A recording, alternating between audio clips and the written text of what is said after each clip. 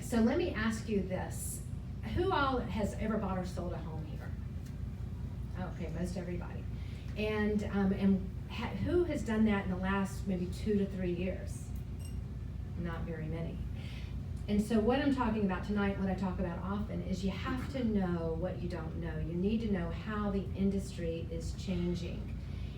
How many of you loved your real estate agent and thought they did a fabulous job and protected your equity? Awesome. A handful of people. But that means that everybody else that raised their hand has had probably a bad experience, right? I'm not going to ask you to raise your hands, but I can see it on your faces.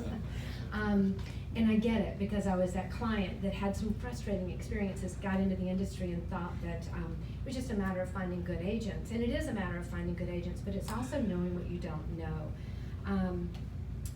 Tony Evans, if any of you know him, I heard a sermon from him recently, and it was such a great sermon. He talked about a kid, and he had a hard contact lens, and if any of you remember the hard contact lens, and they're very expensive, and he had gone outside to play, and he lost it. And he was so afraid of telling his parents that he had lost this contact lens.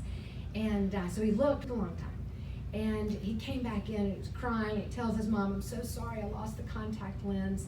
And she goes outside and comes back in 5 minutes later and has it in the palm of her hand.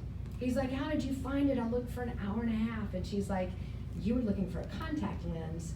I was looking for $250. And that is the difference between how you feel about your equity and how your real estate agent views it. For her or him, it's a commission. It's your equity, it's your money, and you've got to know the questions to ask. There are more than 2 million agents in the US, only a little more than 5 million homes sold every year.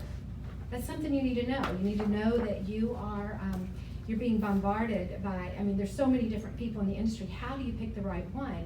And I often say it's not that you necessarily had a bad agent, you may just not have had the right one, and you didn't know the right questions to ask.